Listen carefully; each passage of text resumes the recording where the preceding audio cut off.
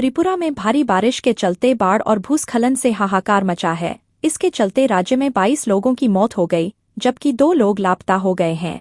बाढ़ और भूस्खलन को देखते हुए बचाव अभियान शुरू कर दिया गया। इसके चलते अब तक 65,400 लोगों ने 450 राहत शिविरों में शरण ली है। एनडीआरएफ की 4 टीमें बचाव अभियान में राज्य की सहायता कर रही हैं। वहीं केंद्रीय गृह मंत्री अमित शाह ने त्रिपुरा के सीएम से बात करके हर संभव मदद का आश्वासन दिया है। वहीं राज्य सरकार ने अगले आदेश तक सभी स्कूल बंद करने का ऐलान किया है। प्रधानमंत्री नरेंद्र मोदी इन दिनों यूरोप में हैं। वह 21 और 22 अगस्त को 2 दिवसीय पोलैंड यात्रा पर राजधानी वार्सो में थे। इसके बाद पीएम मोदी ट्रेन से युद्धग्रस्त यूक्रेन पहुंच रहे हैं। अपनी इस यात्रा के दौरान प्रधानमंत्री मोदी यूक्रेन के राष्ट्रपति वोलोदिमीर जेलेंस्की के साथ वार्ता करेंगे। इसमें यूक्रेन संघर्ष के शांतिपूर्ण समाधान पर भी चर्चा होगी। गौरतलब है कि करीब 3 दशक पहले दोनों देशों के बीच राजनयिक संबंध स्थापित होने के बाद यह किसी भारतीय प्रधानमंत्री की यूक्रेन की पहली यात्रा होगी।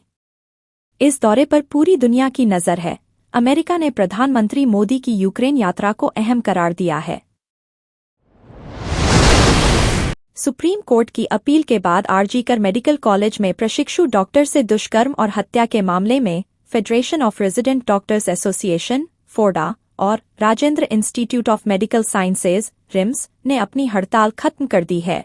AIIMS, Safdarjung, doctor Ram Manohar Lohia, Lady Hardinge, GTB, DDU, Indira Gandhi, Baba Saheb Ambedkar, Loknayak सहित दिल्ली के सभी अस्पतालों में आज यानी शुक्रवार से ओपीडी सुविधा पूरी तरह सामान्य हो जाएगी। कोलकाता के आरजीकर मेडिकल कॉलेज व अस्पताल में हुई डॉक्टर की हत्या के विरोध में 11 दिनों से हड़ताल कर रहे रेजिडेंट डॉक्टर सुप्रीम कोर्ट के आश्वासन के बाद बृहस्पतिवार देर शाम को काम पर लौट आए।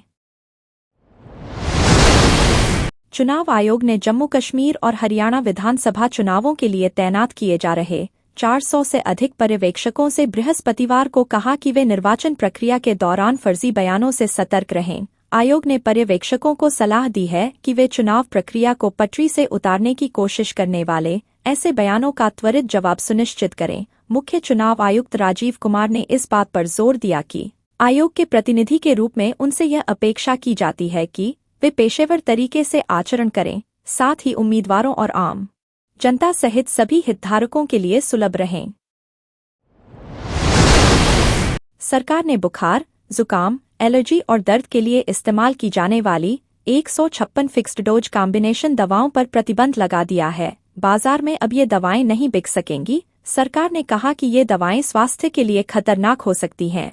केंद्रीय स्वास्थ्य मंत्रालय द्वारा 12 अगस्त को जारी अधिसूचना के अनुसार सरकार ने फार्मा कंपनियों द्वारा निर्मित दर्द की दवाओं के रूप में इस्तेमाल किए जाने वाले aceclofenac 50 mg plus paracetamol 125 mg tablet पर प्रतिबंध लगा दिया है। प्रतिबंधित एफटीसी में mefenamic acid plus paracetamol injection, cetirizine HCl plus paracetamol plus phenylephrine HCl, levocetirizine plus phenylephrine HCl plus paracetamol, paracetamol plus chlorpheniramine maleate plus phenylpropanolamine और camylofin dihydrochloride 25 milligram plus paracetamol 300 milligram भी शामिल हैं।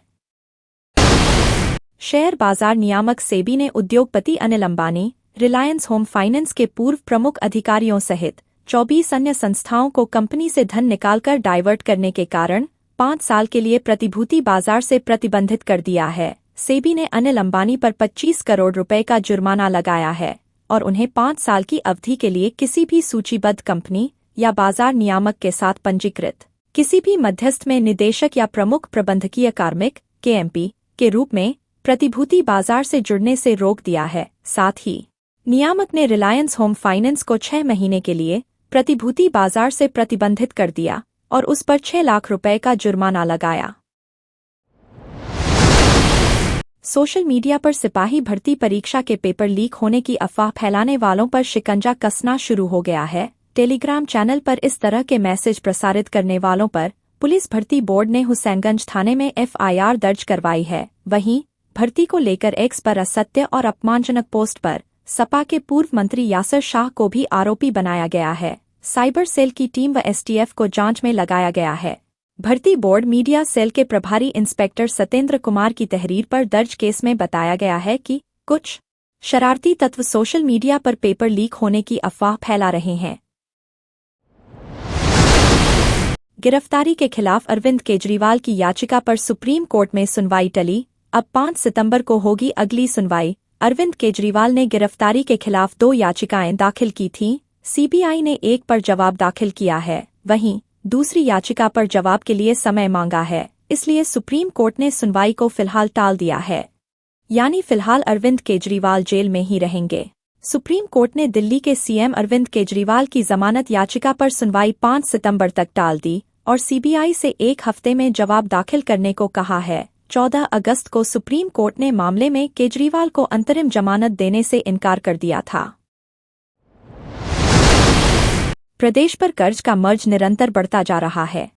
CAG की report के मुताबिक यह आंकड़ा वर्ष 2022 से 23 में बढ़कर 72,860 करोड़ रुपए जा पहुंचा है। हालांकि प्रदेश की अर्थव्यवस्था के बढ़ते आकार और ऋणों के पुनर्भुगतान में तेजी के चलते बीते 5 वर्षों में जीएसडीपी के मुकाबले ऋण का ग्राफ सबसे कम 24.08% रहा है। कैग की रिपोर्ट के अनुसार वर्ष 2018 से 19 में प्रदेश पर कुल कर्ज 58,000 करोड़ रुपए के करीब था। वहीं वर्ष 2022 से 23 में 25.53% की वृद्धि के साथ यह आंकड़ा 72,000 करोड़ रुपए को पार कर गया है। कैग के मुताबिक राज्य सरकार के ऋणों में मुख्य रूप से लोक ऋण, मार्केट लोन शामिल है। मध्य नेपाल में शुक्रवार को एक भारतीय यात्री बस के मर्सियांगड़ी नदी में गिर जाने से कम 11 लोगों की मौत हो गई। रिपोर्ट के मुताबिक दुर्घटना तनहुन जिले के आइना पहाड़ा में हुई। सशस्त्र पुलिस बल नेपाल आपदा प्रबंधन प्रशिक्षण विद्यालय के वरिष्ठ पुलिस अधीक्षक एसएसपी माधव पौडेल के नेतृत्व में 45 कर्मियों की एक टीम दुर्घटना स्थल पर पहुंच चुकी है। बचाव अभियान शुरू किया जा चुका है। प्रारंभिक रिपोर्टों के अनुसार लगभग 10 से 11 शव बरामद किए गए हैं। जानकारी के मुताबिक गोरखपुर से यात्रियों को लेकर नेपाल गई एक भारतीय बस शुक्रवार को हादसे का शिकार हो गई।